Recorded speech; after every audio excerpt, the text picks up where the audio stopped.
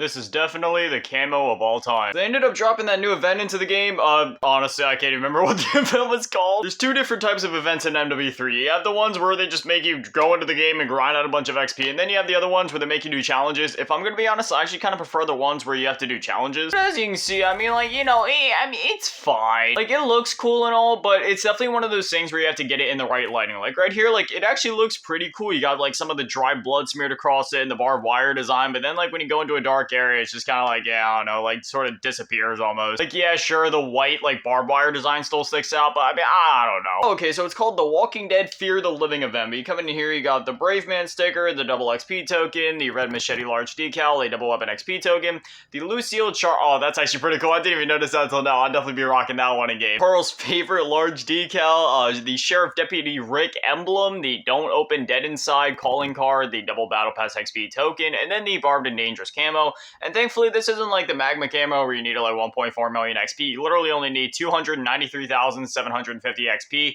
And I mean, they gave you literally 6 days to do it. It only took me like, I want to say maybe 2 hours to get it done. Maybe 3 at absolute most, but it really wasn't that long. Anyways, I guess we'll just kind of dive into a game so I can show it off in game. Because, yeah, I mean, otherwise, there's not really a whole lot of other stuff happening at the moment. Got about a week left on the Horde Hunt event, which that lines up with the exact like midpoint of the season. So I'm assuming next week is when we're going to see Season 2 reloaded. They also ended up putting out the next set of weekly challenges, which I ended up completing like all of them. It gave us the Jack Glassless Optic, which I actually haven't used yet, so I can try to see if I maybe get that on one of these weapons. Let's see, is it for the AR? Yes, it does work with the ARs. It's weird, because like some of these parts, they work with some weapons, whereas some don't. I mean, yeah, it's a Glassless Optic. It's funny, right? This is sort of like the Elo site from Black Ops 3. Are we really at the point with technology where the stuff that we used to view as futuristic like a decade ago in those Call of Duty games is now literally just modern technology? Like, if you think about it, Black Ops 2 at the time was like, oh, that's a near future Call of Duty, and it was like sort of futuristic at the time, but 2025 is literally going to be next year, which is when that game took place. Oh no, man, maybe I'm just getting old. I'm at that point where like in the mornings I have to like prepare myself to get, not even just in the mornings, literally just when I'm sitting down, when I just want to stand up to go get something from the fridge, I have to do the whole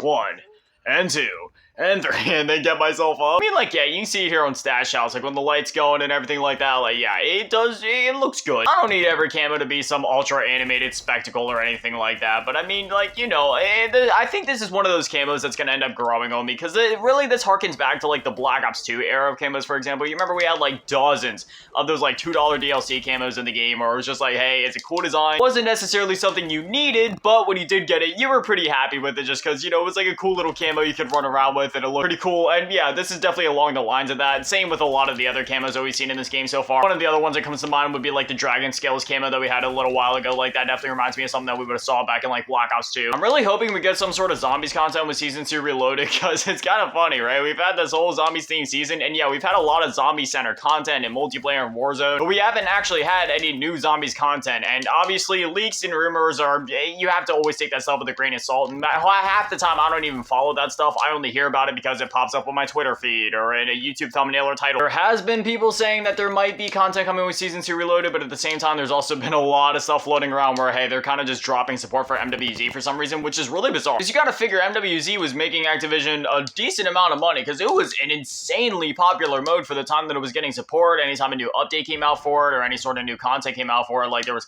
tons of YouTubers covering it, tons of people playing the mode, and there was a lot of love and support for the mode. Call of Duty themselves were even posting up saying how there was like tons of engagement for the mode, and it was like the most popular third mode in a Modern Warfare game. I mean, that's not really saying a whole lot, but still. Which in itself is kind of sad, because, man, I always love the third modes in Modern Warfare games, right? Whether that be like, you know, Spec Ops with like survival, or the Spec Ops missions. Like, I've always just been a sucker for Spec Ops, especially in the original Modern Warfare trilogy. I mean, heck, even just last year, there was plenty of times where me and my mom hopped on to play Spec Ops together, like the Defender missions, for example. I don't know, at this point, whether something does or doesn't happen with zombies in this game, it is what it is. You know, I had my fun. I got however many hours out of it, approaching like 200 hours in zombies alone. Did the Borealis grind, did the Bioluminescent grind. Worst comes to worst, we don't really get anything else out of zombies, and we just kind of gotta wait until Black Ops Gulf War, which, yeah, I mean, again, that's one of those things where it's like, that's the game that's been rumored for the longest time. It hasn't been officially confirmed. They can do a 180 and switch up the title last minute, but, you know, again, that's what's been rumored for the longest time now. And it's a Treyarch game, so there's a 99.9999% chance that they're gonna knock it out of the park, because there hasn't hasn't been a single bad Call of Duty Zombies like Treyarch game. Like, sure, you know, Vanguard Zombies was developed by Treyarch, which even that in itself, I actually did enjoy Vanguard. But at the very least, when you look at like standalone Treyarch releases, whether it be World of War, any of the Black Ops games, like none of them have been like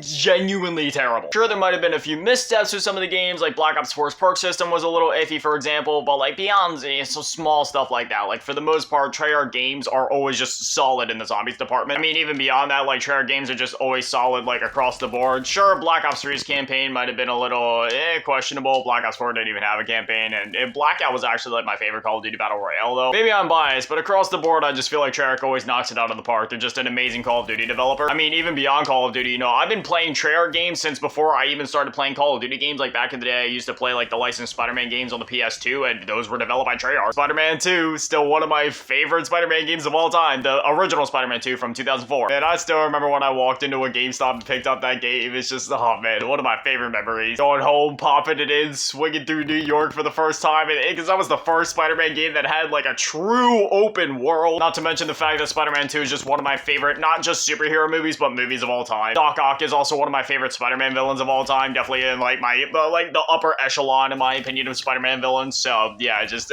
all of those things combined together make the perfect recipe for like one of my favorite Spider-Man games of all time. The one thing I will say is that as much as I love this new engine, you know, between the Modern Warfare games, the Call of Duty Vanguard, like they feel great on this new Call of Duty engine, but I do kind of wish that they could use like the Cold War engine on Gulf War. I know it's not going to happen. I know they're going to be using the new Modern Warfare one, but man, Cold War really did feel like classic Call of Duty, like in terms of the movement at least. Sure, you sell like Gunsmith and all the newer aspects of Call of Duty around it with the live servicey stuff and the battle passes and all that, but I mean like in terms of the gameplay itself with the movement and the shooting, like it just felt like a modern rendition of the classic Call of Duty, like that arcadey feel and formula. It was more about positioning and your just ability to aim and shoot rather than your movement, because in the newer Modern Warfare games, right, like it doesn't even really matter about how well you can aim and shoot. It's more about how well you can move. Like yes, your aiming and your shooting and your accuracy and all that does play a part in it, but for the most part, it's really more about like how well can you move, how well can you slide cancel, how well can you jump and break cameras and all that, and then your accuracy is just like another part of that, because the more you move, the more you're going to be evading their bullets, which means you're going to be staying alive for the longer, and the longer that you're alive, obviously that gives you more chances to pop off your shots. But anyways, all my random tangents and ramblings aside, yeah, this is the, I literally just looked at the name of the event, I'm already forgetting. This is the Walking Dead Fear the Living event.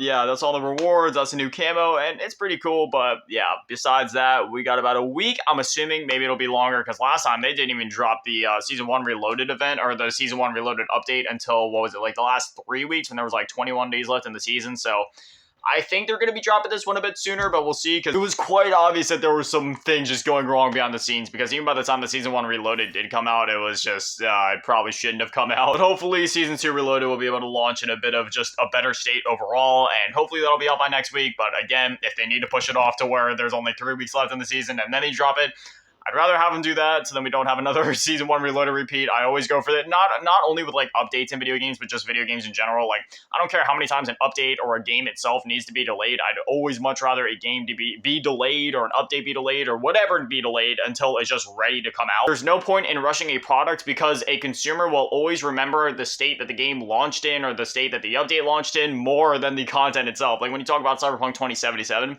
yeah, it's in my top 5 favorite games of all time, but every time that the game comes up, I can't help but think about the terrible launch. But anyway, as always, a massive shout out to all the Patreons and channel members. Thank you to all in the low ball tier, and a bigger shout out to all in the mid ball tier. My last give me dad man, the bigger shout out to all in G tier. Run events, some of the cheese girl. Thank you guys so much, you guys are literal legends. I love you. Thank you guys for watching. Have an amazing day. Stay beautiful. I love you all.